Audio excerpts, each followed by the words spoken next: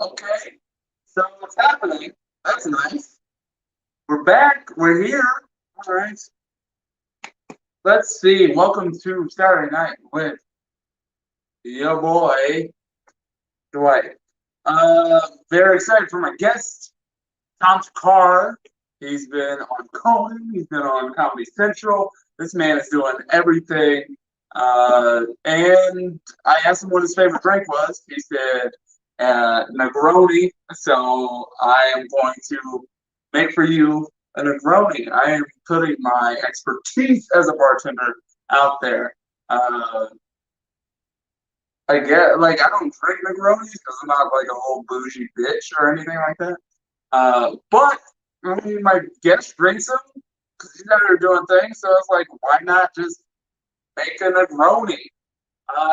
So Negronis are very simple for aperitif, if you will. It's one part vermouth or something sweet like that. Sweet vermouth. I fucked up and did dry vermouth yesterday, and I can't get that out of my mouth. I fucked up. There's a big difference between dry and sweet, as you would imagine. Also, like a proper Negroni, you're gonna have some good gin. One part gin, one part vermouth, one part Campari, and I'm gonna do something a little different. I'm gonna add some orange bitters, and then we're gonna finish it with a little orange twist. And then we're gonna drink a Negroni. I don't keep this shit in my house. Like I told you before, I'm hood. Like I don't measure shit out, but for the sake of doing craft cocktails, I guess you gotta measure shit. Like when I did my AMF, I was just like a little bit of this, a little bit of that, and then I just went with that shit. So I'm gonna make a Negroni. We're gonna talk to Tom, but I got some exciting news. I just started taking dates again for live shows, which is fun. I'm gonna keep doing this because this has been very therapeutic for me. I feel like I'm finding out something about myself, which is that I like to. I always knew I like to drink, but now I know I like to make cocktails. And I like to do that for other people. So I'm gonna keep doing this like happy hour, and I'm gonna keep doing this stream show. But I can't wait to get back on stage properly. So I'll be at the White Rabbit on March 12th. Let's see what else.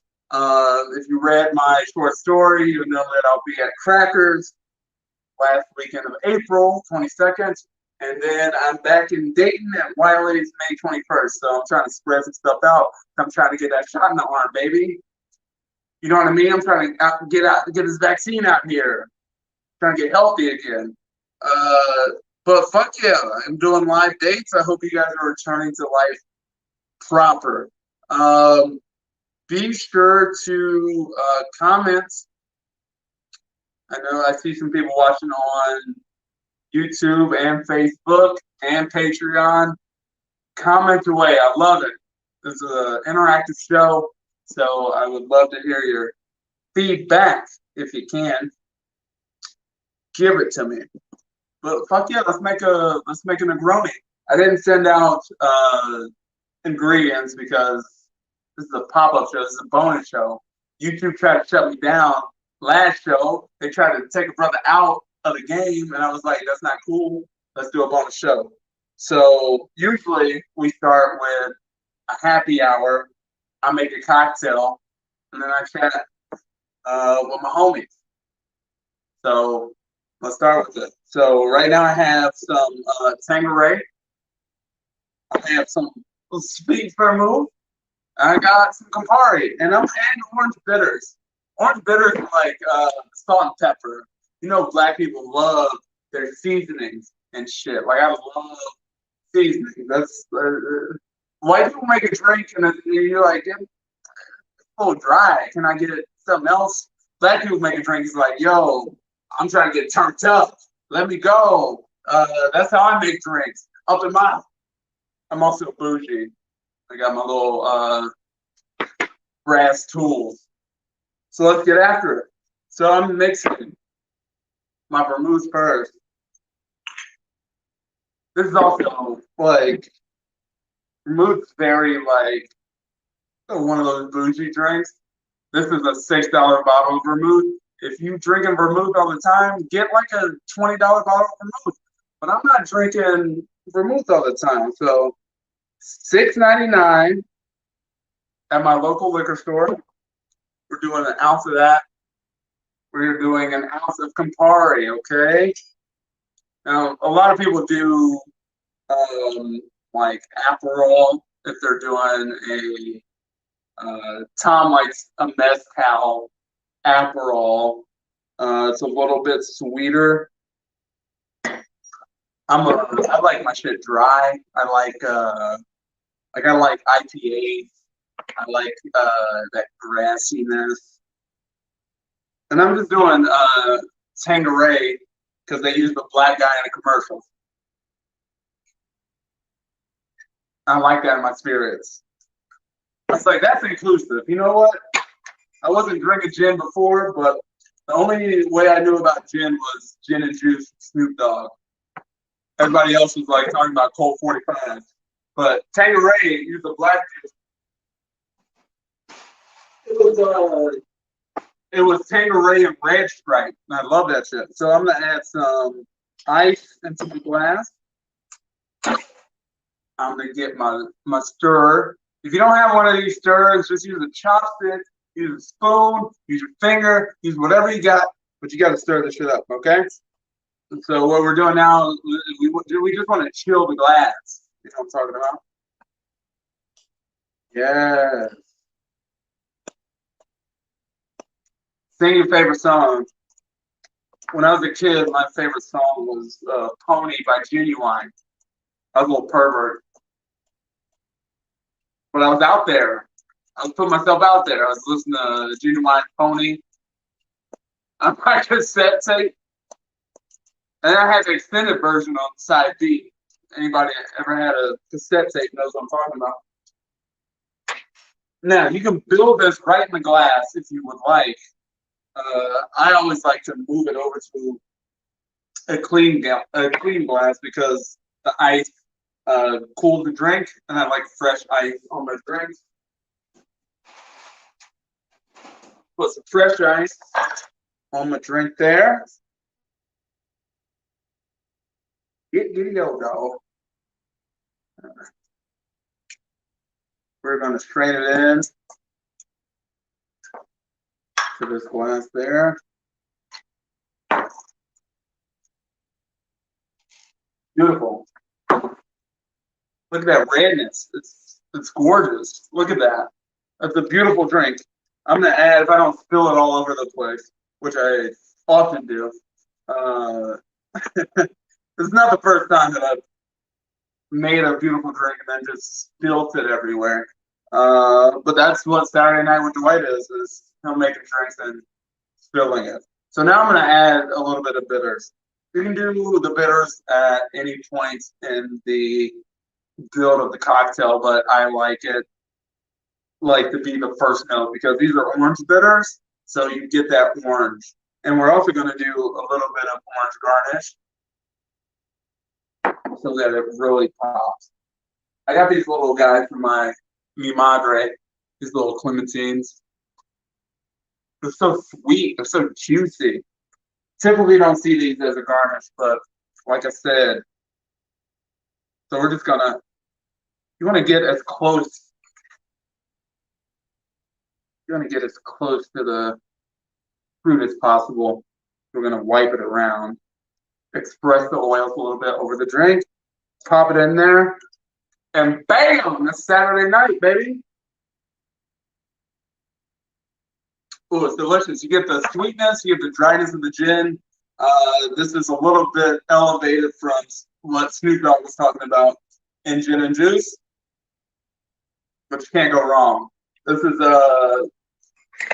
a drink where you want your gin to be like high quality. You don't want to drink like I don't know, Seagram's, because that's the only thing you're gonna taste, right? You don't want to mix Campari with Seagram's.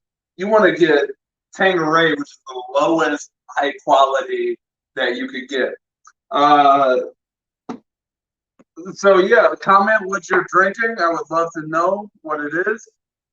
And if you got a Negroni going, like my main man Tommy does, holla at your boy.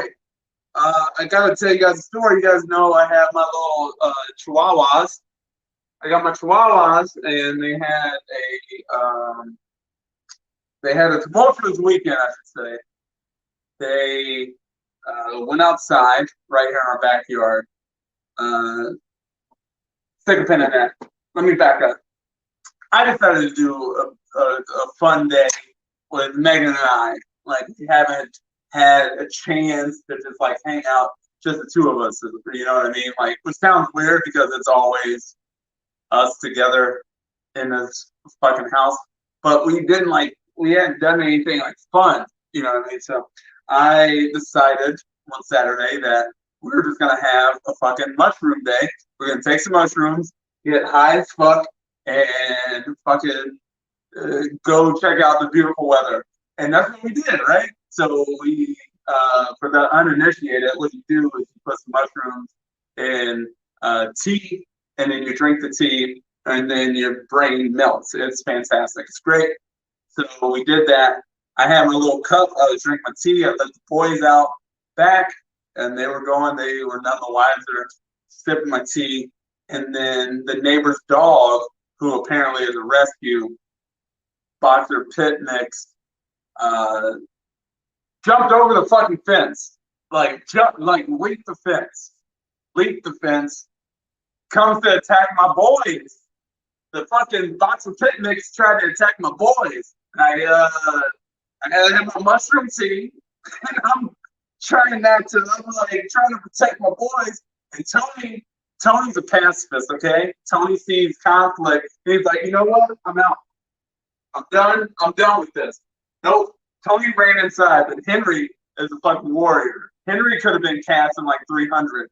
Henry runs at this fucking boxer pit mix. This fucking dumbass chihuahua runs at this boxer pit mix, and obviously the rescue dog just puts him down on the ground like a fucking alpha, because he is, right?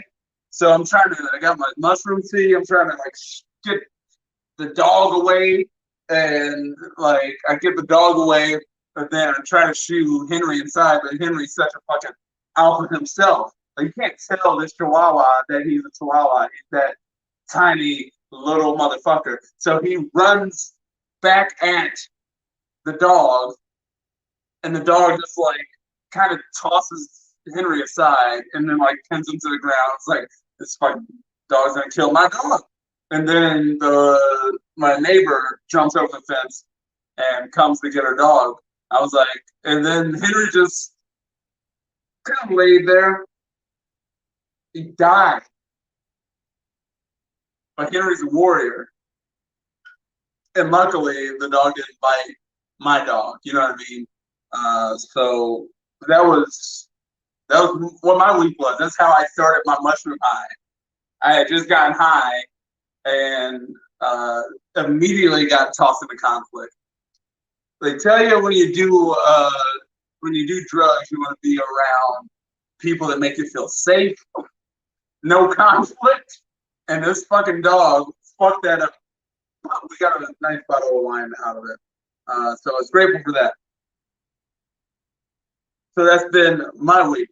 Now you see the Negroni kind of like melting and chill in the glass a little bit more. Oh yeah, and now see, now that cheap vermouth that I'm using is shining through. You get all the fucking bitterness, the dryness. You get every part of that. And the Tanqueray ain't no champion either. Luckily, I'm using good fruit, so you can't go wrong there. So I have. Let's see. Hold on. Who said what? You guys, I didn't know that I have a bunch of wine drinkers. Every week, you guys I'm like, what are you drinking? You're like, I'm drinking wine. weird. I'm slaving all day in the kitchen making crab cocktails, and you're drinking wine out of a goddamn box. Ungrateful sons of bitches. I love you guys. I'm so grateful that you guys are doing this. I am probably outside of my depth with the guests that I'm getting here, but I'm grateful to be able to do it. I'm very thankful to have you guys and to have the guests that I'm bringing on, and my next guest is no exception at all. This dude is a fucking killer. I love him. We started comedy together, I think, and then we've done tons of shows together. Yeah, I've told you all his credits, and I'm not gonna suck his dick because he's like several miles away. But if he's here, you know, I'd be a good host. You know what I mean? You come to my house, you get perks. Also, before I bring on Tom, everybody that watched last month, shout out Caitlin. You guys loved her. Thank you so much. I'm trying to bring on guests of that caliber, and I'm going to continue to do so. So, without further ado, please welcome my good friend, the hilarious Tom Thakkar. What up? Can you hear me? Yeah. Where's that dick suck? Good to see you, buddy. Oh, likewise, man, brother. How you doing? Oh man, I'm good. I'm shaking my little I got a cocktail shaker thing that I'm making my Negroni with right now. Nice. Dude, I'm telling you, Mezcal. This thing is a game changer. I got to tell you, I was eyeballing all my drinks, all my pours before. And then honestly, just having the little shot guy has like changed the game. It's insane. So you're saying you feel more responsible with actually measuring your drinks, or it's honestly not even like it's making me drink less of it. It's more just like the mixture is better. Yeah. You're following a recipe. So. Yeah, exactly. Not just like you're doing a mezcal. Yeah, baby. Mezcal and Aperol, which I think is important because Campari, I like it, but my girl does not like it. It's too bitter for her. So I like it like this. I also throw a little bit of lemon in mine usually, but I'm in a rush right now. Wait, you're doing mezcal and lemon? I'm throwing a little squeeze of lemon juice in there. You know, mezcal that's a lime drink. Buddy, if I had lime on me, I'd be using lime, but also she just prefers lemon a little bit, so it's like it's just a little different. I like lime more generally anyway, but yeah, that's been my shit. Okay, there we go. There it is. Hell yeah, fresh out of the shower. Good to go. My man. I love that. All right, so why mezcal? Why not the classic Tanqueray? Well, I have gin. I have shittier gin. I have the shittiest gin. I have Seagram's, but I like it because it's so cheap. It's crazy how cheap it is. You can get a fucking gallon of it for like $13. And honestly, I'm not a big enough gin connoisseur. Mixed with all the other shit, it's kind of like, yeah, whatever. It doesn't fine, yeah. It's not good though.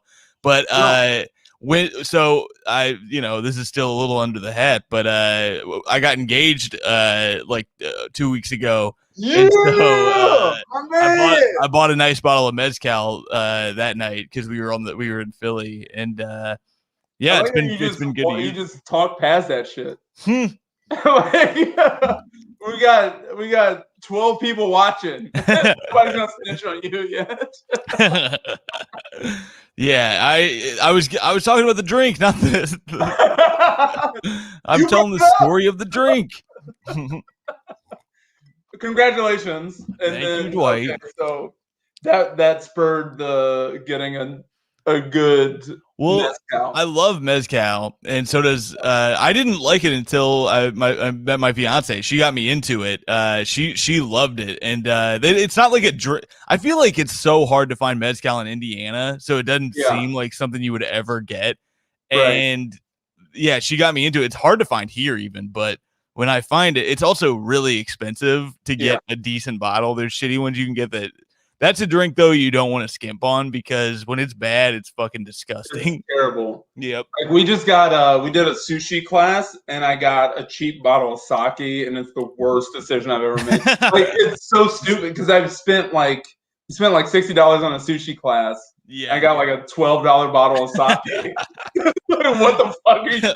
Yeah, just skip the sushi class. It was terrible. It was so bad. That's so funny. I've never bought sake not at a restaurant before. Yeah.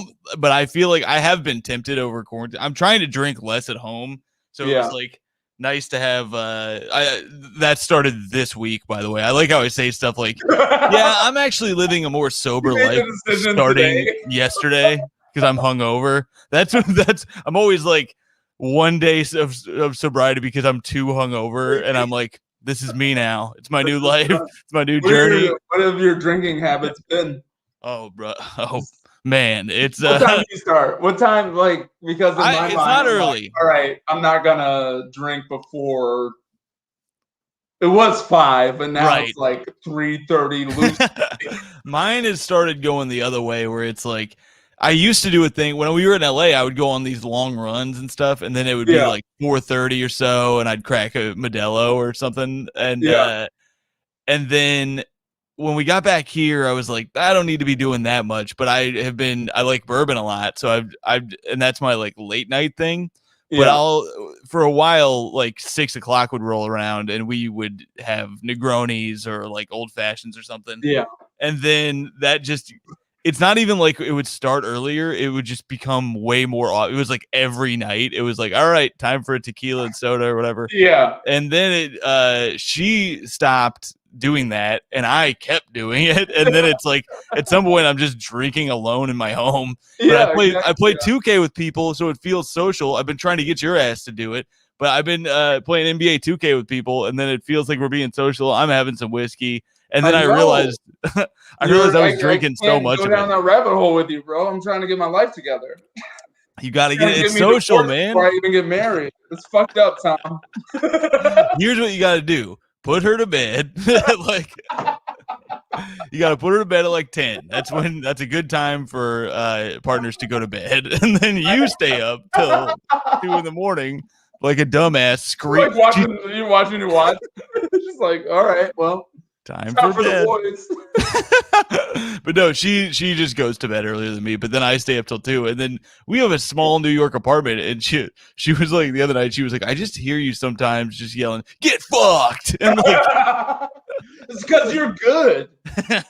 So here's the thing: I'm terrible at 2K, and you're actually good. So I'm good at the thing I do. Get people to play with you until. But like no one can ever play on the same team. This is the fun part. We all play on the same team against other guys online. It's the lamest shit I've ever said in my life. Play with the dude that can't make a free throw. Like, Max Fine misses free throws all the time. We still let him play. He's actually pretty good though. Yeah. I played last night against Zane. Oh, nice. He beat me by 12. Damn. I know. Broke ass. I know. Tom, what do you want me to do, man? I can't make a jump shot. It's terrible. I was listening to you on Caitlin Palufo's podcast. Hell yeah. You called a Negroni a Tigroni. I had to stop. That's peak alcoholism. I had to stop because this is the problem with New York right now, or at least it was when we first got back, is the open container shit was kind of put on hold, which was also bullshit. I got an open container ticket, so it wasn't totally. Did you really? Yeah, I got one right outside my fucking apartment too, and the guy was such an asshole. I was at Caitlin Palufo's place. They were it might have been that day even. And they have a backyard that I was hanging out in, having some beers, and it was time for me and my fiance to go home, and so we live like a 12-minute walk from there, and so I had like half a Coors Light left and a couple Lucy's, and I was like, I'll just drink this on the walk back. I don't need to like chug it or whatever. And we're walking up to my apartment, and there's a cop like pulled up on the road, and he's like, hey, what do you got there? And I was like, the fucking Coors. What do you mean? Obviously. And then he was like, oh, well, that's alcohol. I gotta write you a ticket for that. And he also didn't have a mask on. Cool about it? He was not cool at all. He was such an asshole. By the way, I know we're having a good conversation, but I gotta write you this ticket, dog. Yo, I mean, what were you drinking? I thought I was gonna give you one. Yeah. Hey, give me one. I would have it would have been like the Pepsi commercial or whatever. Just toss him a Coors Light. Have a good shift, my man. Yeah. But hey, blue lives matter. If the mountains turn blue, blue lives matter.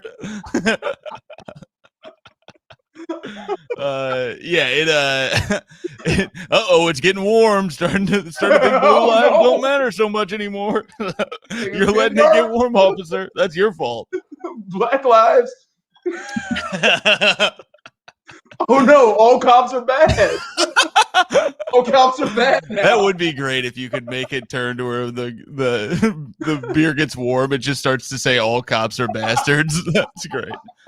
But yeah, he stopped me. It was like, and it wasn't that, it was maybe, 10 o'clock at night or something like that. It wasn't anything too crazy, but I was just so shocked that he was doing this that I was like, yeah, it's a beer. But he also, he came up to me and he wasn't wearing a mask or anything. And I was like, can you put a mask on, man? And he was like, where's your mask? And I was like, I'm putting it on now. I was like, we were out here by ourselves. Yeah. Like, we weren't around people. You came up to us and he was so mad. He was like, where's your mask? Where's your mask? And I was like, whoa, man, I'm just asking you to do that. You're getting in my face.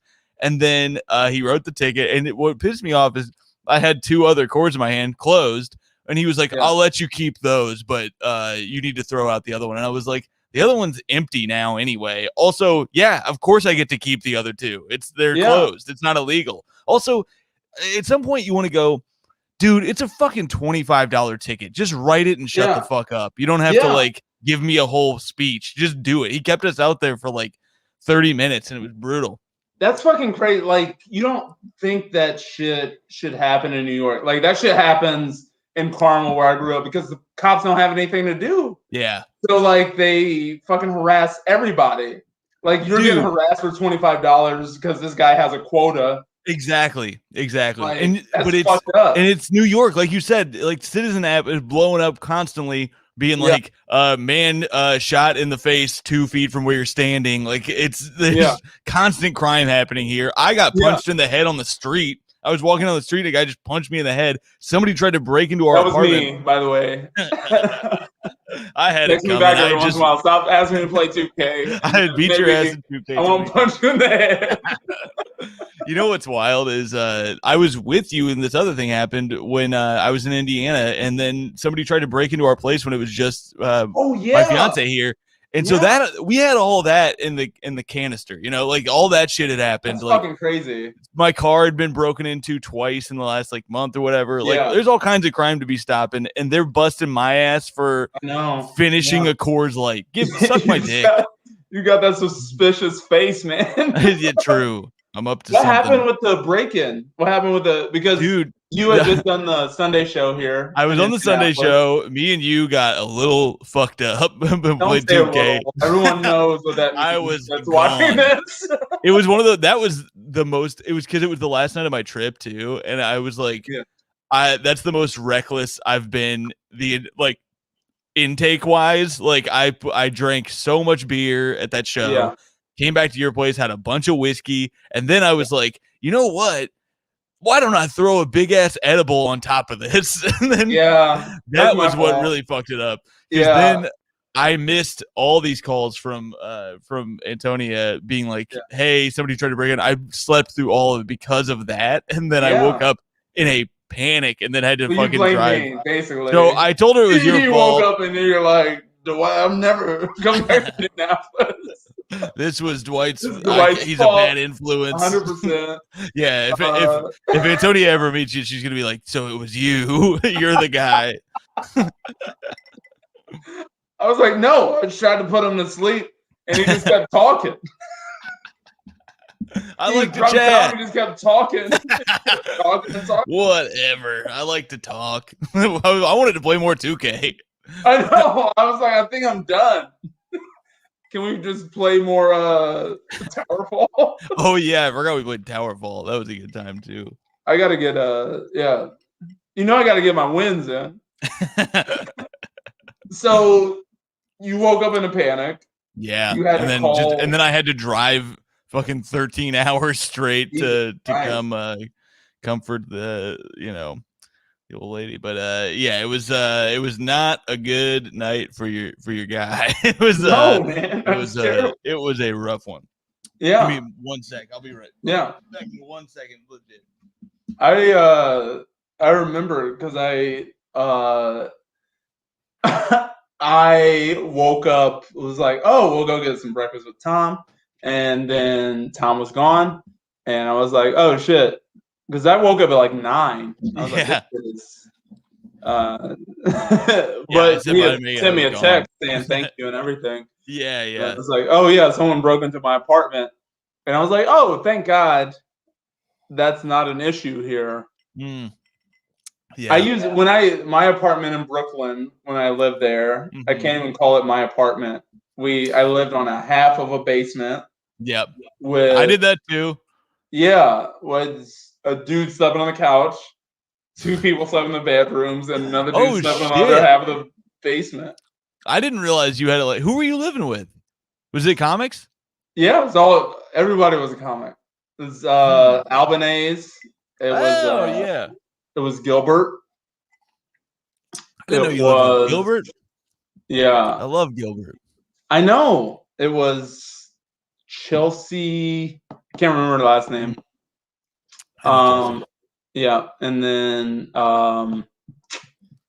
the other guy that lived on the other half of the basement. He skateboards and worked at a pizza shop. Nice. Mm-hmm. But he didn't really do comedy that much. Mm-hmm. But he did comedy. You know what I mean? It's like one of those people that were like a lot of those out here. Yeah, it was like I mostly just work at a pizza shop. Scott, Denny. Oh, I know Denny. Yeah. If he heard you say that, he'd be very pissed. I know. Is he doing it more now? I mean, I left. I think he basically quit. Okay, I was like, I don't know. I'm just giving you I don't give a fuck. Like I'm twice the size. I'm wearing a Marvel shirt. Say something. Dude, speaking of Marvel, just real quick aside, we were just watching WandaVision, and this isn't a spoiler or anything. We were 6 episodes into that fucking show, and I said something about Vision, and my fiance goes, "Wait, Vision? His name's Vision?" I was like, "Why do you think it's called WandaVision?" Are you a big Marvel person? I'm not. I like this show. It's been fun to watch, but actually, I didn't like it at first. The first 4 episodes were kind of pissing me off. And then it felt like it was. And I watched the Avengers movies. I love Spider-Man, and I like what they did with Spider-Man. And I love the Into the Spider-Verse is my favorite Spider-Man thing they've done. That's so fantastic. Good. But I like Tom Holland or whatever too as Spider-Man. He's like a kid, or he looked like a kid when he first started. So it was like the first one that I really loved. I mean, I liked the first 2 Tobey Maguire ones too, but I that's kind of like I read I used to read the comic book, so like all the movies, like I'm just like a Marvel fucking fanatic. The way they did the movies, I was so happy. I was like one of those happy fucking people. They are awesome. I love WandaVision was like. Great. I didn't get into like the magical shit until later, but I love I mean, people were pissed off for the first couple episodes, but I was like, this is fucking great. Well, once they get to what it is, then it makes those first few episodes awesome. Like I really like it. That's what I mean. It's like it's like patience. It's like you watch the first Hulk movie ever made, and you're like, we just had some money. Everybody just has some money, and they just wanted to throw it around a little bit. It felt like they were just making a new Hulk movie like every few years, but each time it was the origin story again, or so. It was like that's exactly what Spider-Man is. Yeah, and they finally did it right. I know that Batman's it's like all worst. shit. The Batman stuff is insane. Batman's just like, hey, do you want to hear this story over again with a different actor? Yeah, and just like different music. Yeah, absolutely. Different music. I did like the Nolan ones a lot, but I have no interest in seeing any of the like Suicide Squad shit. I don't care about. It's just not for me. I'm not crazy about it. You're not a Will Smith head. You're not a Will Smith head. That is sadly not true. I was like obsessed with Will Smith growing up, and then I've kind of fallen off a little bit. But Will Smith is a GOAT. I don't care what anybody says. That is the opinion of Rush Limbaugh on this shit. That was the opinion of this network. It's the opinion of YouTube, Facebook, whatever you're watching this on. Will Smith is the GOAT rapper. A bunch of comics have met him now because he was doing some comedy show. I'm so fucking jealous. I'm jealous as hell too. All of those people. I know. Oh my so God. many friends of mine, that I was like, God damn it. Like Shane Torres met him. And Gailey sent a personal video to her then fiance. Now husband. With Will Smith, like a personalized message. So crazy. I know. I was jealous as shit of that. I know, man. I wanted to talk to you about so on my Patreon I'm writing short stories every week, and I revisited the time that we were in South Bend. Yes. If you don't want to talk about it, that's fine. But we can talk about it. I wanted, on the short story, I go into very detail, about that taxi cab driver. That is a memory that I've had the weirdest taxi drivers in South Bend specifically, and I was doing a bit about a different taxi driver that I actually did it the other night. About a different taxi driver I had. I don't know how to tell that story and do it any kind of justice. I can't do it on stage without being wildly offensive. I know. I'm sorry. They're the ones who did it. I was so fucked up that I still was like, I don't know, man. I probably said something really fucked up in there. But when I kept calling, let's tell it. I mean, if they might have already read it, but no. So so it starts with us doing the show in South Bend, and at the bar. Yes. This guy, I'm gonna set the scene and let you go.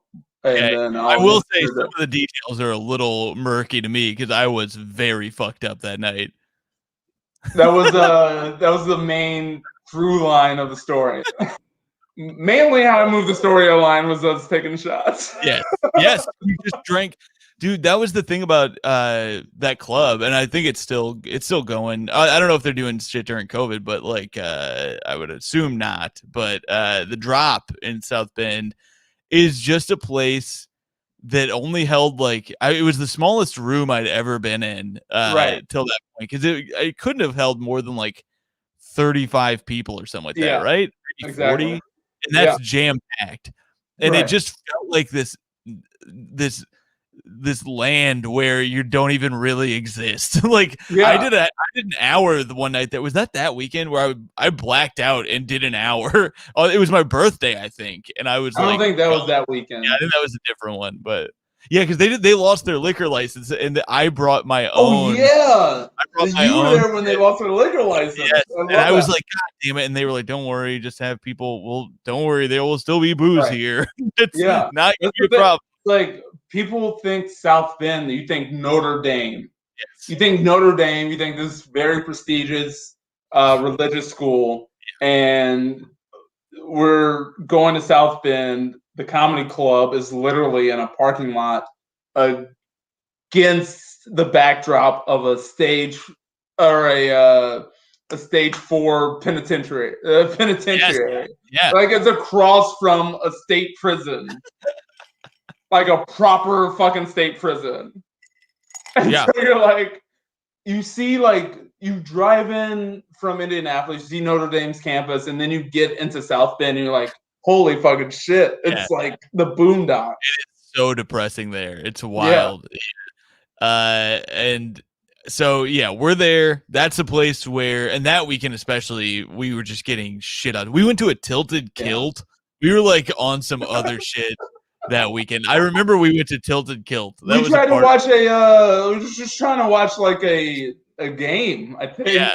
That was the only place that had it on. You could go to watch a game. And we wanted to see some titties, you know what I mean? Yeah. Hell yeah. That was like a very single time in my life where I was like a true dog, where I was not in a bad way, but I was just like, yeah, whatever. If somebody wants to bang me, I'm down. That was part of this story. Is this old weird ass and recruit some people. But yeah, so we did that show, and yeah, we were just getting shithoused with the weirdest people. I remember that. Weirdos that we were drinking with. It's separated, so the show is on one side, and then there's this dive bar where these lifers come. Yeah. On the other side, and so we're trying to like. There's no place for a comic to just go hang out. Like the only place for the comic to go hang out is in this like warehouse looking. It's their storage room. It's not like you guys can hang out here if you want. Yeah. And it's like, it's fine. They brought me a birthday cake in there once, which I was like very grateful for. I was like, this is such a comic thing to do and be happy about, where I'm like in this place that I do like that room, but it's like, it's very much a dive bar with, like you said, lifelong drinkers who come there every night or weekend and just get fucked up, and you're in their closet. Exactly. And I'm smashing beers in there. So it's like a very weird way to live, but like if you go there like once or twice, you know that that's the only safe space, because like when we were there, I think it was our first times there, it was like everybody wanted to talk to us because they could tell that we were not from there. Yep. Oh, so you guys are the comics? Women suck, am I right? It was it was baffling. I remember the Saturday show going way better than expected, though. Like, that's how I felt about every show there. Every show there, I was like, this has no. I just honestly, this was me profiling, where I would look at the crowd and it would be the oldest, weirdest looking people I've ever seen. Yeah. I was like, this is gonna be fucking brutal. And then they were the nicest people almost every. They would laugh at everything, and like it was layup. It was layup drill. It was crazy. Yeah, but I do. Yeah, all right. All right. So that Saturday, I feel like we had the best show of the weekend because I feel like we did 3 shows. Mm-hmm. That Saturday late show was the best show. So we just wanted to go drink. Mm-hmm. Right? Yes. All right. What do you remember after that last Saturday show? What I remember is that we met these weird ass people that wanted to drink with us, and we were just doing shots with them. That's where the main thing I remember is we went to a second location. I remember we went to another bar, and this is a guilt that I carry that I have for a long time. I love it. Where we're at this other bar. I think I like made out. I like started making out with this crackhead. Crackhead. She was not on crack then, but she was like, I lost my kid, but I got her back. Or like that sort of shit. But I'm shithoused, and we're like out on the dance floor, like making out, and I had just left you. And I came back eventually, and you were like, what the fuck, man? Like, I've just been sitting here with this fucking weirdo. I thought you were just happy to like watch the game and hang out, and I was also gone. I was like, it wasn't. I'll interject real quick. It wasn't a game. It was a UFC fight. That's right. Yes, that's right. UFC. And fight. like, it was like so many people were just like wild. And there was this live band that was doing like hardcore covers. And I'm like, what the fuck? Because everybody was like, those weird people were like, you want to go to a cool place? That was it. That's how we ended up there. Is they were I know. like, I was like, hell yeah, I go to a cool and place. you would be able to watch the fight there. That I felt like we were trying to find the fight too. Like that was part of our. I wanted to see the fight. Yeah. And I was like, "Oh, this is perfect. We found the best place where I'm just gonna lose my mind to this cover band that sucks shit." I'm glad that you said that you're making out with that lady because you swore me to secrecy that I wouldn't tell, and I haven't told. Even in the story, I was like, "Oh yeah, Tom." That was one of those. I was half kidding, but we were leaving. I was like, "Let's just forget that ever happened." That was very weird. We were driving back because this is a fast forward, but we'll go back obviously because the more important stuff happened after that. Yeah. We're driving back to Bloomington or to Indy or whatever, and I just have the hungover shame of like I felt really bad that I had left you alone for like an hour or two with fucking weird lady or whatever, or maybe more. I think it was like a group of people that we were with. And I was also ashamed that I was just replaying this lady doing crack and stuff. You weren't doing well. They like pull you out of and I'm hungover and I'm just like feeling so bad and shitty. And so then I was like, let's just that whole thing. Let's just forget. I remember I said to you, hey, that didn't happen. And you were like, oh, it happened. You go, oh, it happened. It definitely happened. It happened. It happened for at least an hour and a half because that's how long I was inside by myself. I definitely remember that. I will admit to that. But I remember you coming back in. Yeah. And saying we need to get out of here.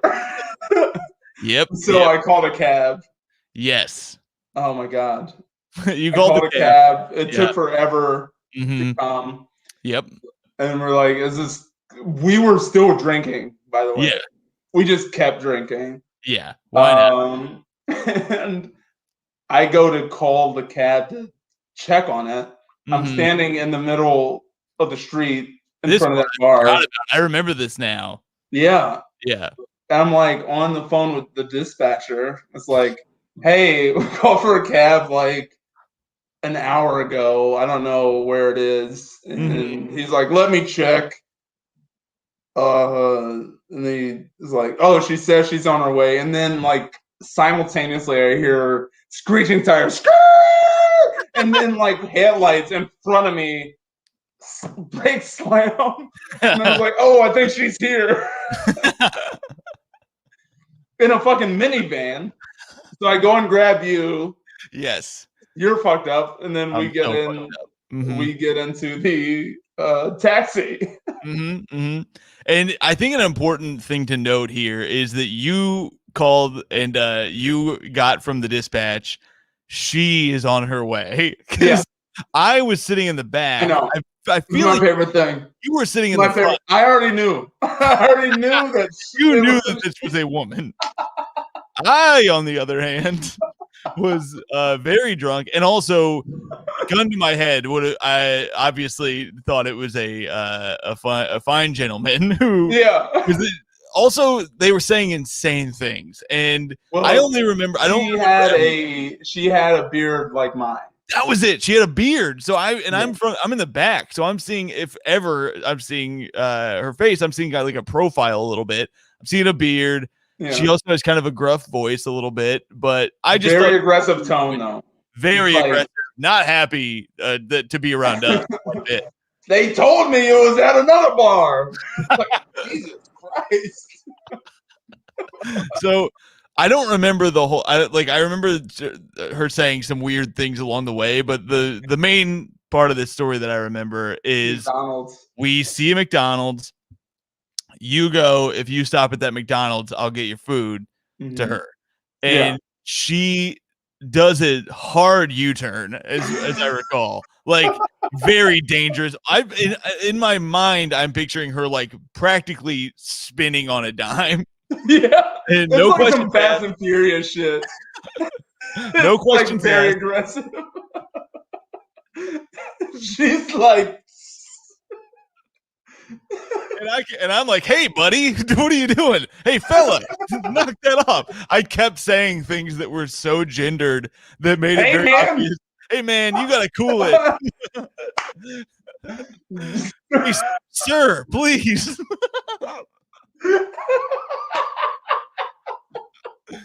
So she's not happy with me to begin with, but we go to the McDonald's. She doesn't at all go like, "Oh, thanks."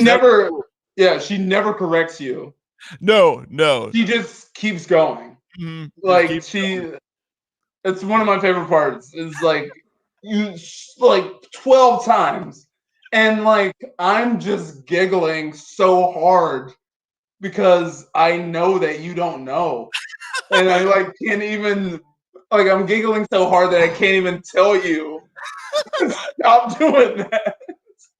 Because every time I catch my breath, you're like, dude, man, come on. Man, brother, you gotta cool it. Because she's also saying weird stuff. I'm in like a giggle fucking fit. I'm like, I cannot stop laughing. Yeah. But she's like slowly saying stuff that's offending you. Yes. Yeah. That's the thing. She was saying fucked up stuff too. So I was like getting annoyed with her, and like but I also did think it was funny that we were in this situation. Yeah. I remember the next thing I remember was the funniest thing to me, which is that so we pull up to the McDonald's, and she I believe she ordered. It was like a double quarter pounder with no cheese. No cheese was very important. No cheese, extra pickles. No cheese. I'll never forget. She was so authoritative. Yeah, no cheese. Like last time you gave me cheese, I had a damn stroke. I think she had a stroke. She said last time, and last time she had McDonald's, they gave her cheese. That, of course, how would you not know this? It caused her to have a stroke.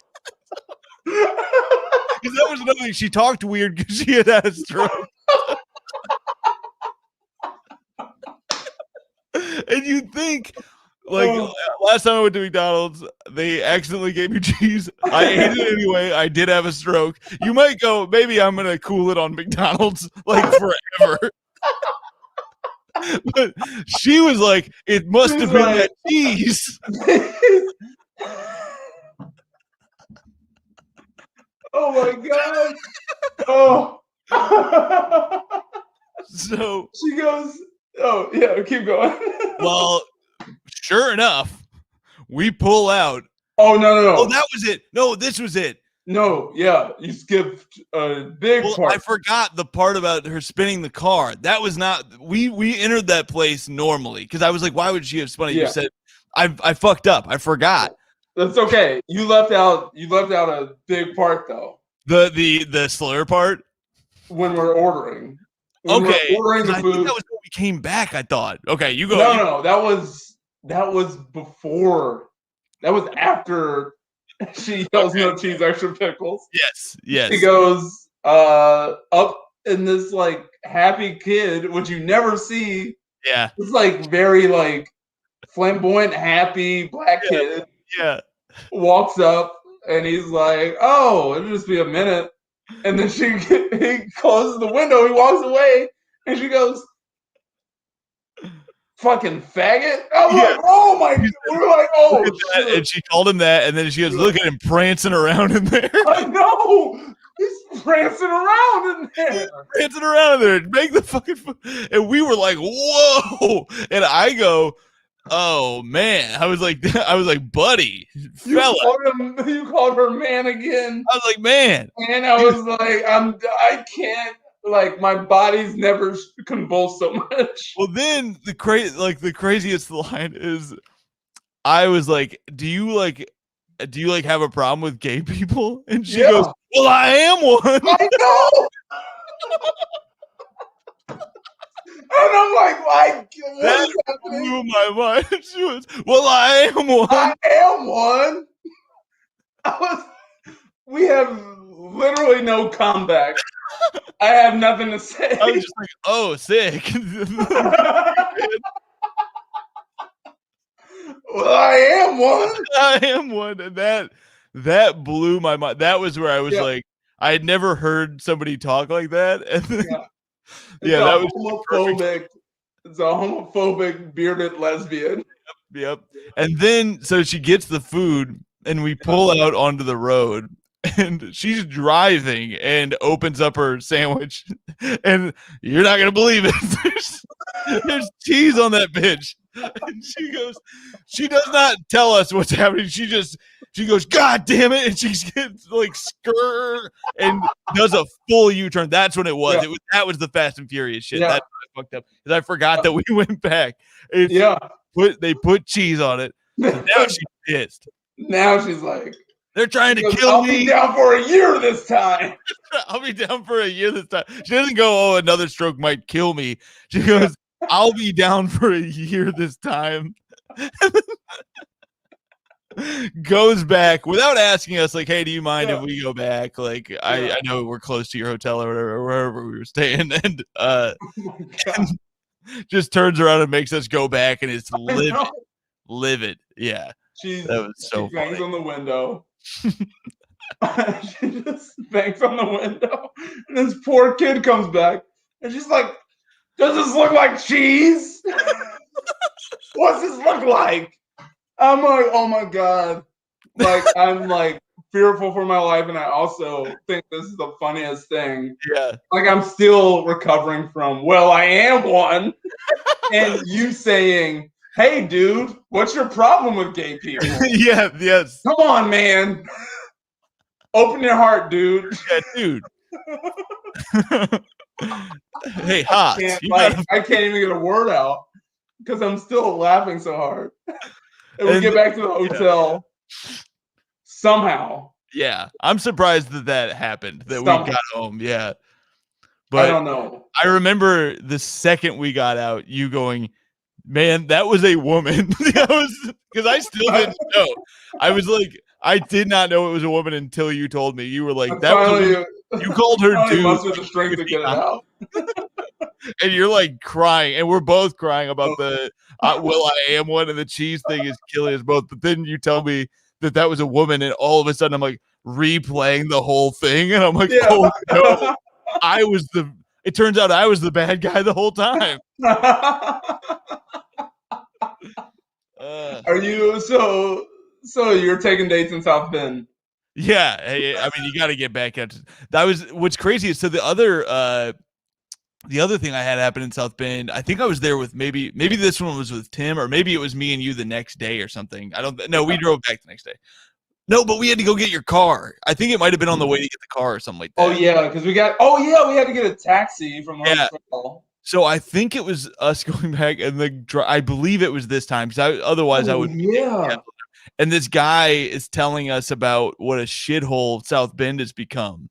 Women. And he's like, I fucked this up in the store. Like, I thought that guy was in the bar. No, I mean, that was a taxi driver the next day. Yeah, I missed the driver who told us, he was like, yeah, this town went to shit the second they started letting women go to yeah.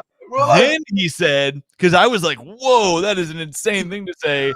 But again, kind of like the car the night before, I was like, continue? Like, what, why? I was like, what's your problem with that? And he was like, well, the problem is women are too much smarter than men. So it made it harder for men to get in. So it ruined it. And I was like, what a weird way to be progressive where you're like, admit that women are better than us. Yeah, it's not fair. These women are so brilliant and we're so fucking stupid. It's so wild that these drivers were just like, let my whole soul out to you, stranger, right? Because you clearly identify with what I identify with. Obviously, you're gonna agree with whatever I'm about to say. That still blows my mind that they're just like, yeah, I'll say this shit unabashedly. Just like, So insane. She was like, look at him prancing around in there. Like we're gonna be like, oh yeah, he is prancing. Stay prancing. That was so funny. I'm glad that you told the story because that's one of those that I will never forget. But also, I have such a tough time giving people all the details without being like, by the way, I wasn't being a monster. She said, well, it's like you can't tell the story without like saying a slur yourself. You gotta drop the old F-bomb. So it's because that's the whole. But that's the best part is her saying that, and then I was like, you can't say homophobic shit like that. I was like, what is your problem with gay people? Well, I am one. It's beautiful. I'm gonna pour all under the undertone of, hey man, hey dude, hey fella, we're getting refills. It looks like we got Del. Oh, that's little Mishki. He's drinking wine and beer. Ooh. Oh yeah. Let's see. What do we got? We got some comments here. Oh man, this has been a really fun show to do because, like, I feel like every idea I had during the pandemic was drink related. Yeah. I was like, well, let's do a happy hour. Let's do a fucking. I love that you came up with this beer idea. podcast. Let's fucking. I'm glad I've already been drinking. Might as well film it. I'm glad you invited me to do it because I was going to I mean, I don't know if it's gonna be this one or not, but I was like, oh, I'm gonna come to one of those because I just want to. It feels like social to be able to drink with your friend. Zoom. Yeah, it's like I'm gonna keep doing it. I just started taking dates again. Are you traveling? I haven't been, but I got my first date back on the road. I'm trying to get there's this thing in New York where, and I'm assuming they have it other places too, where you can get the vaccine if you don't, even if you're not somebody who like qualifies for it for I'm not trying to take somebody's vaccine that they qualify for it and I don't. But fucking they do. Monster. They have leftover ones. Hold on, let me cut that clip real quick. Well, no, they have. I'm out here taking vaccines. No, I'm not doing that. Although there are people who are that they were like, comedy clubs now are like, yeah, just do it. It's like, because you could just lie. Which I mean, the more people vaccinated, the better. But it seems weird. I just there's another way to do it where if you go to Walgreens and wait around at the end of the day, they have extras because once they open them, they have to either throw them away or use them because they thaw out or whatever. So each day they have 10 or 15 left over, and you can get one of those that would have gone to waste anyway. So the other day I was in line for one, and they came out and they were like, okay, we have 17. I was number 17 in line. It was perfect. And then they came back out 10 minutes later. They're like, actually, we miscounted. So I just go home. But I'm trying to get one of those. But my next date on the road is in the summer. So I'm trying. I got some offers for March. And I was like, I just don't really want to travel in March. But I'm doing the Comedy Cellar's doing this thing where it's kind of like what SNL does, where they rapid test everybody who comes in for these special shows that at the Village Underground that's a super big room, and then they stream them. So I'm doing that next weekend. So I'm trying to string together some local shows, but I was barely doing stand-up at all the last 3 months. I went months without more than that even. As soon as it got cold, I was like, I kind of can't do it anymore. Actually, leaving that Sunday show in Indy was the last show I did for a long time because my fiance was really scared to be home alone. So I would do Zoom shows here and there, but even those were kind of dying down for a while. So Yeah, I was not feeling like a comedian, thus also helping to leading to more drinking and playing video games. Dude, it's a bad cycle. Yeah. Because, you're going out, like, you have this direction to do shows and shit, and it's just like taken away, and you don't really. Comics live like 6 months ahead of the calendar. Yeah. Like, your calendar's booked typically 6 months ahead. Yeah. And then you're just like, you're looking, like, even now I'm looking at, the summer, and I'm like, well, I'm getting married, so yeah, baby. I want to do that. I want to have the honeymoon. I want to fucking. But now I'm like, oh, what about the fall? Mm-hmm. And now I have to get back to like sending avails and shit. I know, it's weird. And dude, I don't know if you feel like this, but sending avails now, I'm like, I hope I'll be funny again by the time this comes around. It's like, I'm definitely not ready to do 45 minutes. Yeah, and I will say, I feel like it comes back pretty quickly. Like, I did the attic in October. And I felt like pretty quickly I was like, okay, I'm back. Like, I just needed one to get. Were you doing mostly like shit to get you comfortable, and then like working in like newer stuff?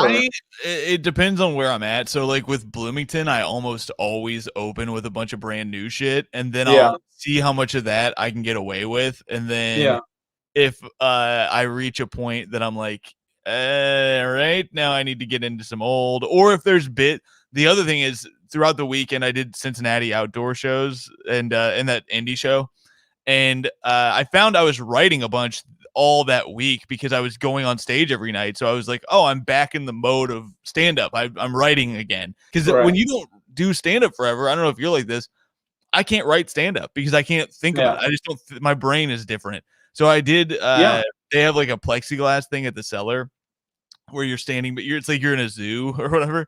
I did that the other night, and since it's like full plexiglass around the stage. Yeah, it's very strange. And I did it before everything shut back down, like in the fall or summer or whatever.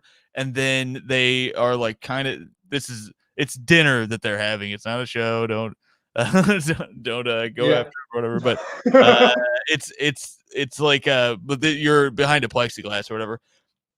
But just doing that, I've been like this week I started writing again. I was like, oh, I have ideas that are stand up again. And so I found myself doing a lot of brand new shit and then jokes that I didn't want to lose, shit that was like on the precipice of like the pandemic that I had written. And I was like, oh, if I don't do those, I'm going to forget them. And that they're gonna, forever. It's like, you gotta, like, even the fact that I booked dates made me want to like dive into some bits and got the itch, because like you can write stand up, but like for what?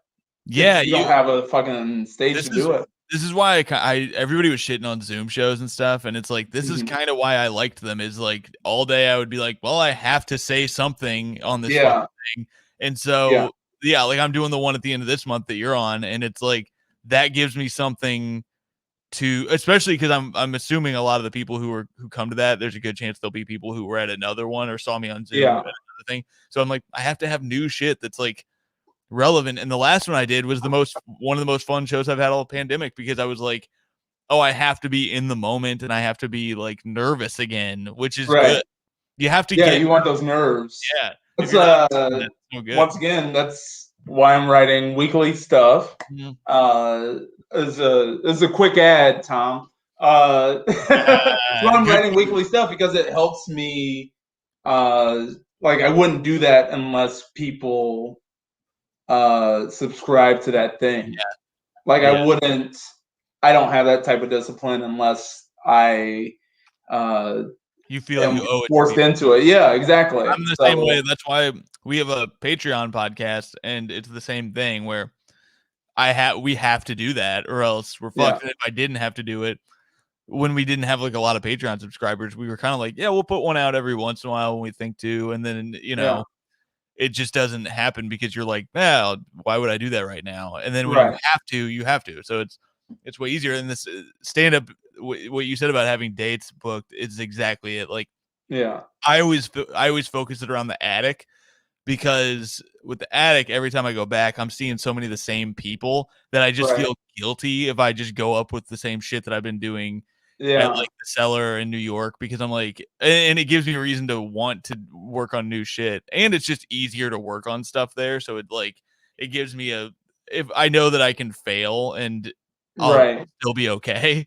Like it's forgivable for me to fuck up over there. Whereas other places, if I'm a first time headliner somewhere, I want to fucking kill. Like I want to do well. You gotta do the hits. Yeah. You gotta crush, because you're always auditioning for your job. Exactly. It's dope. I thanks for bringing up your podcast. I was going to bring up Stand By Your Band. I love talking about music with you. Yeah, you were great on it. That was such a fun episode. You did DMX. Oh my God. Yeah. I've lost both of your live shows, but that DMX episode was fantastic. I'm trashing your live shows for some reason. I don't know why, but it's not an easy show. And also, it's one of those things that we have to tell people, like, it truly does not matter. Like, that's why it's nice to be represented. Cincinnati, bro. Cincinnati. Yeah. That lady. Insane. Charge the stage. So Tom does these live shows for his podcast, Stand By Your Band, where comics are just regular humans, defend in a bracket style their band, basically. Whatever band they want to represent. Like the audience votes, and then judges vote, and then that band moves on. And it's like almost like a roast battle thing, where it's like you get like a couple minutes basically to make your point why your band is better than the other person's band, and you can make fun of them for liking this or anything about them, and that usually works really well if you're really roasty. And so and different people do different shit with it. And this guy, our friend Charlie Bury, decided to defend an artist named Stan Rogers, who was like a shanty guy or whatever, but like he's dead. He died in Cincinnati like 40 years ago or something like that. And he sings these goofy ass Irish like songs, and he's going up against our friend Molly, who was defending Limp Bizkit. Yeah. And so it becomes this very silly thing. Also, we have the guests play like 30 seconds of a song before their turn starts. And here's the thing about Stan Rogers and about Charlie. We had Charlie on the podcast talking about Stan Rogers. I had listened to all the songs. We drove to Cincinnati together and he played the songs. I know the fucking song. I had to piss so bad. We were on stage for so long. Me and Tommy are up on stage the entire time, and we're drinking beers and stuff, and I had to piss so bad. I decided to sprint to the bathroom while that song played, and I could hear it in the speaker. The bathroom was in the room. I'm setting up what happened. Like, it was insane. So I come out of the bathroom. The song has just ended, and I hear Charlie's defense. Charlie's doing really well. People are laughing a lot at Charlie's lines about it. And then Molly's round starts where she plays some Limp Bizkit. I watch how Limp Bizkit. Yeah, it's that song. And I was in the room for all that. All I missed was the song. I just pissed and I ran back out. And I didn't want to interrupt the flow. I didn't want to like walk. I don't like walking like through the crowd and onto the stage while somebody's trying to do something. That seems rude to me. So I waited till she was done doing her argument to run back on stage. And here's the thing. So the audience gets to pick the winner of the final round, but me, Tommy, and I think it was Jeff Tate was the guest judge. We got to decide who moved on in the first few rounds, or in the first 2 rounds to get to the finals or whatever. And so I get back on stage and it's time to decide who wins. I've heard the fucking song that Charlie played. I don't really care, to be honest, about the song that he played, because it's like, it was fun, but it's like it was 30 seconds of a song. Charlie killed it in the argument. He made he destroyed.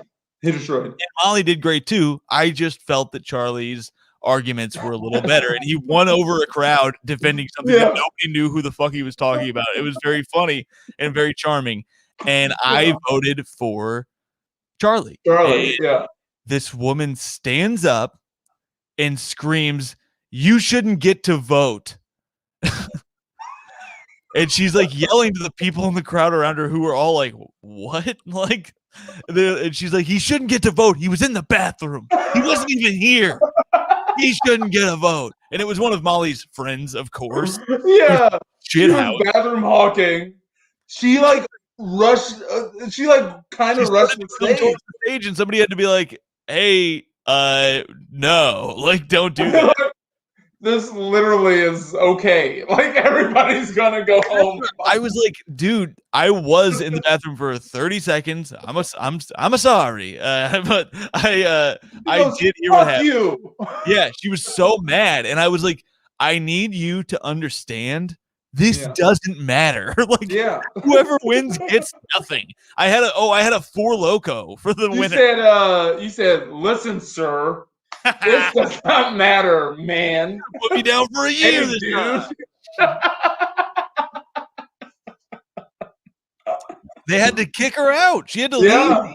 She had to go home, and it was like such a dumb thing that stained the night. But it was also very funny, and we do have audio. It's on the main feed. It's a Battle of the Band Cincinnati. But if you want to hear it, get on that Stand By Your Band feed, because it's. It was one of those things where I was like, I can't believe we captured this insane moment. It was so awkward for like 5 minutes, and then of course it became fun again. It was fine, but like, having a moment of being like, just so you guys know, this is dumb. Like, it's my show, and I will tell you. But one of the contestants had a threesome that night, and he's the one who won. So the Charlie or Charlie didn't win. Okay, who won that night? Dan Dries. I don't think he would give a shit if I say that he had. I don't. Yeah, it was probably the best night of his life. So also, you would just listen to the show, but like so I basically already gave it away. But Carl Spade, fuck that dude. Still. I had this whole big argument pulled out, and then you put me against a whimsical boat salesman. Yeah. Fucking. It wasn't fair. You got the rug pulled out from under you. That's 100% Carl's fault. He bailed day of, and a show like that. And it's like, I get it. I get those are. I don't like doing homework shows myself, so I understand it's a pain in the ass. Yeah. Carl had already messed up the venue, and then he fucked up.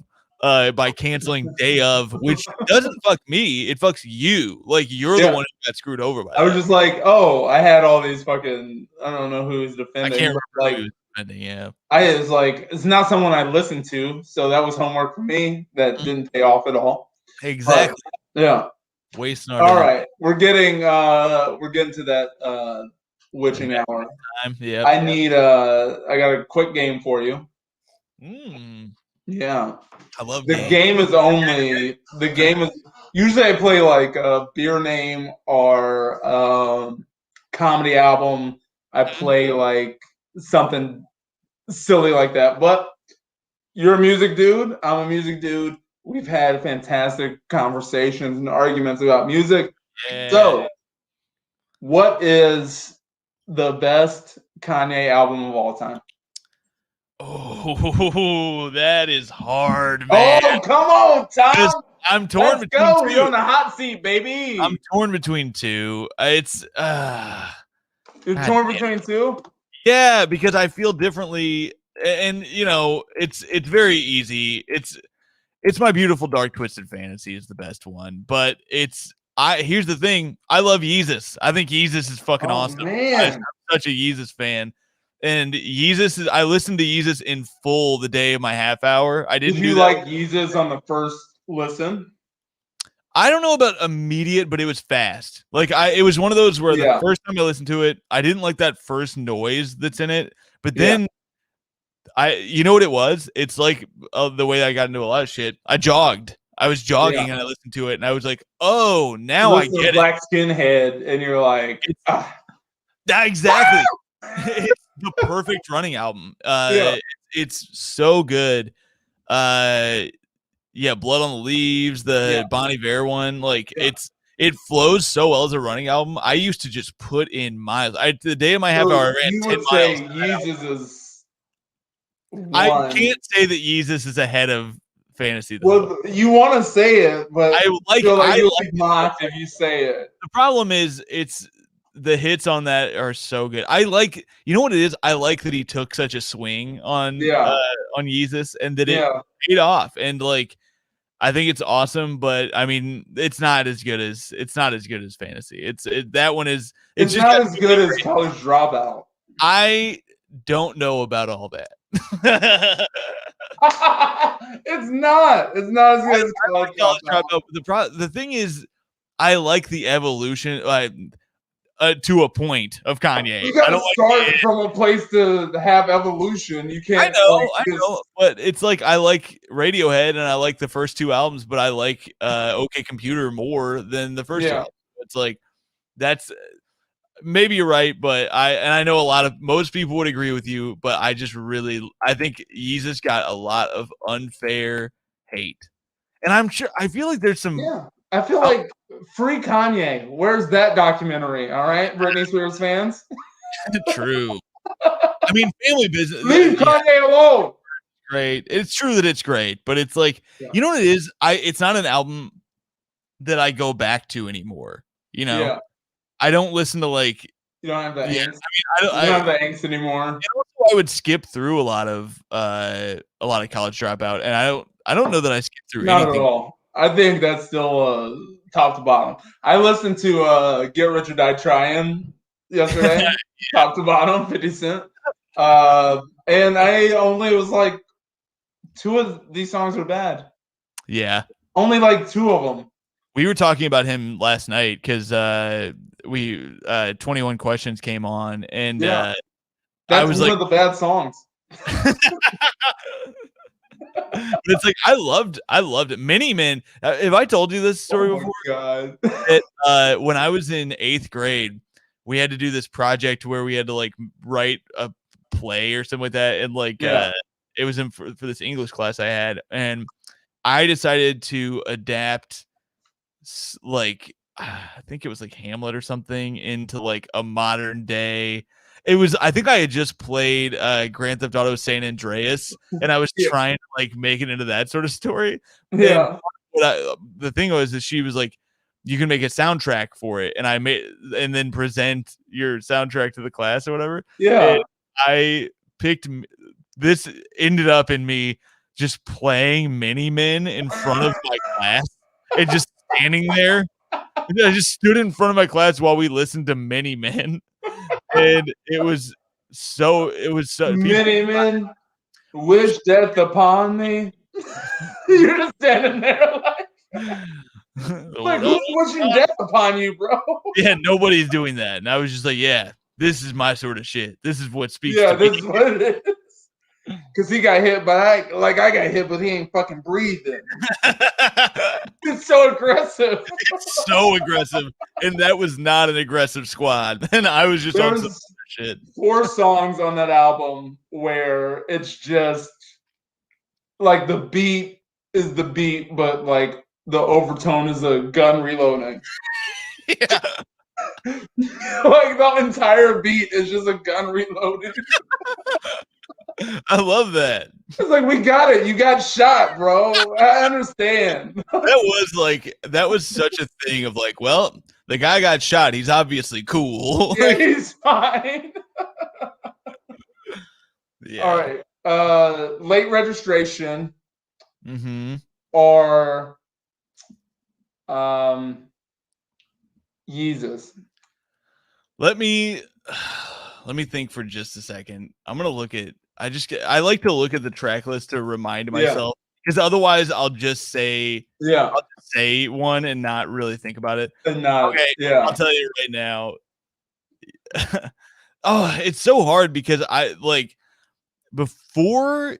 I don't think it's that hard. I know it's not hard for you, but oh wait, is Addiction on? I thought Addiction is on Late Rich. Addiction was my favorite song from him for a long time. I love it. The Diamonds remix, god damn. I mean, yeah, it's just better. You know what it is? I don't like Gold Digger. I think Heard 'Em Say I loved it when I was younger, and I don't like it at all now. Crack music I like more than I used to like. Yeah. We Major doesn't really do it for me. I loved Hey Mama. Drive Slow. Drive Slow is great. Roses is great. Bring Me Down. I still would rather listen to. You know what? If I was at like a here's the problem. Oh my God! Bring Me Down. And you were just hanging out, and you put on an album. I would rather you put on Late Registration. If I'm alone and I'm like at the gym, it's Yeezus. Let me listen to. Becca says Yeezus. Yeah, Becca who?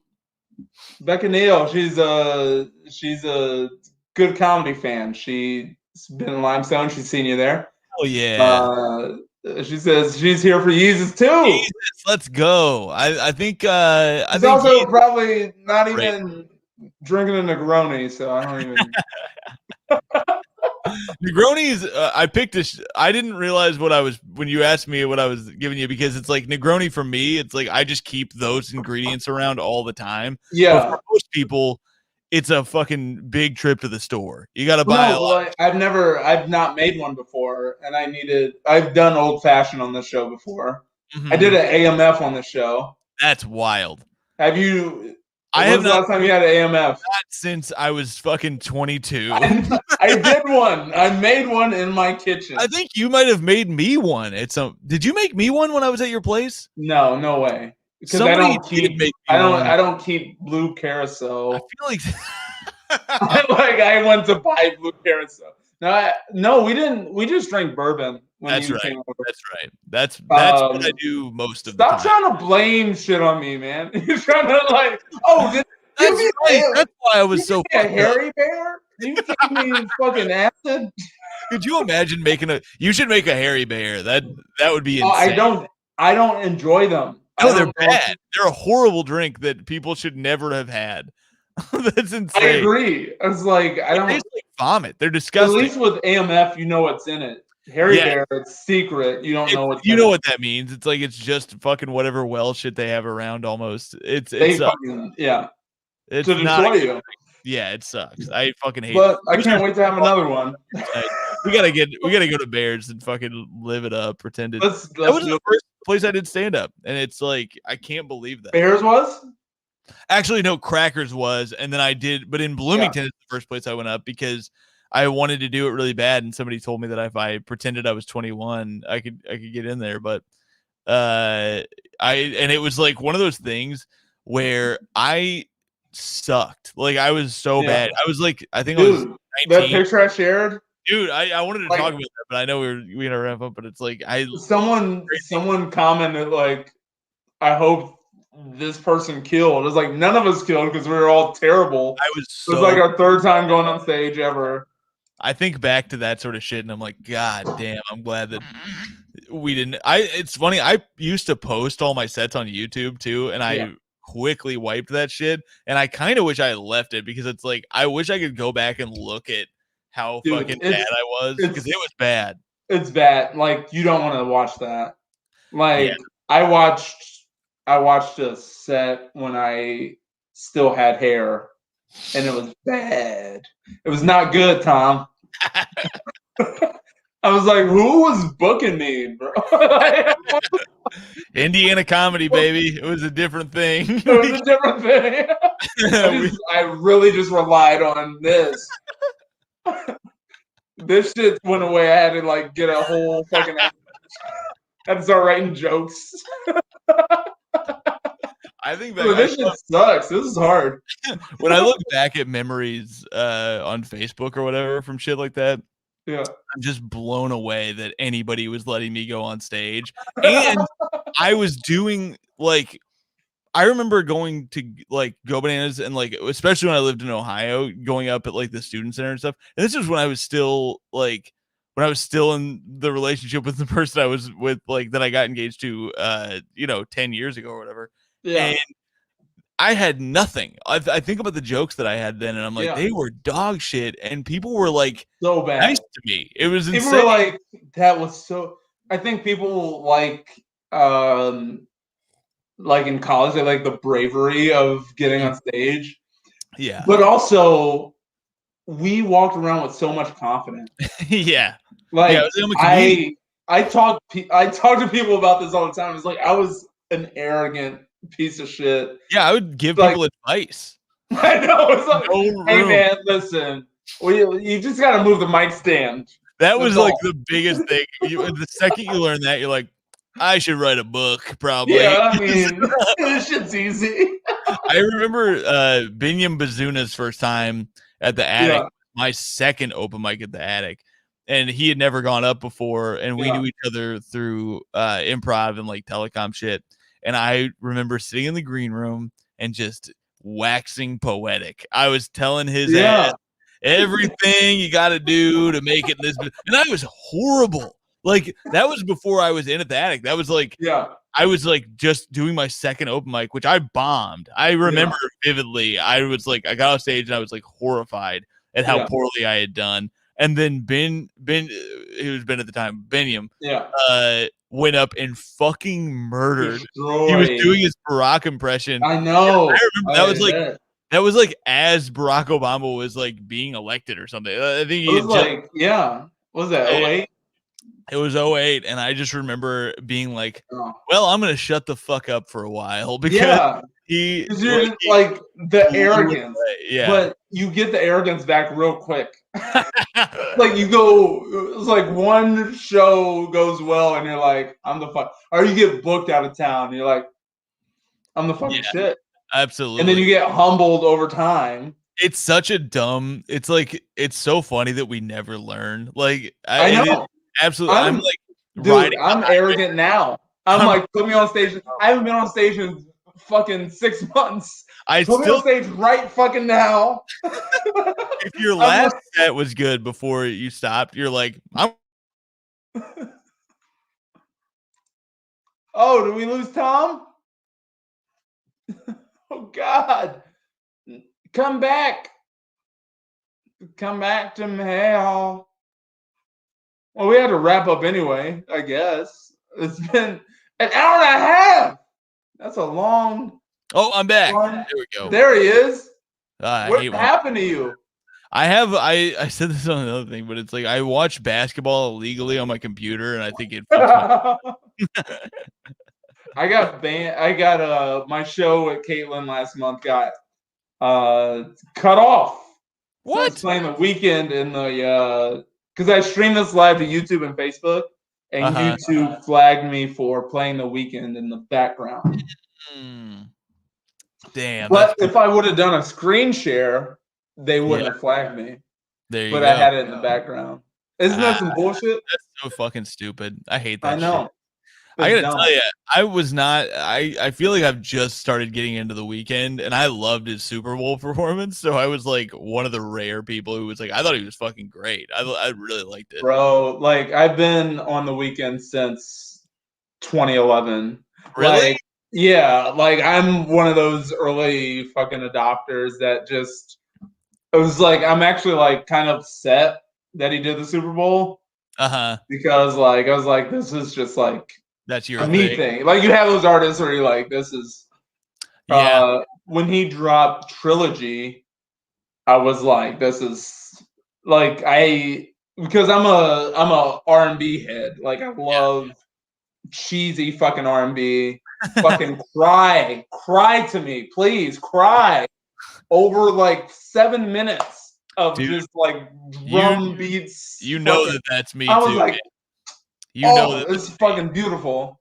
Yeah. And he did the Super Bowl and no one liked it. And I was like, you don't get him. Yeah. And it was like, I was like, yes, that's I'll put on my Marvel shirt. That's exactly the sort of music I want. I want them to have Frank do it. Like if Frank did the Super Bowl. Oh my God, could you imagine if Frank does Blonde in full? Yeah, I don't think the players are coming out in the second half, coach. They're all fucked Everybody's up. too sad. That might be my favorite album of the last 10 years. No Which doubt. one? Blonde.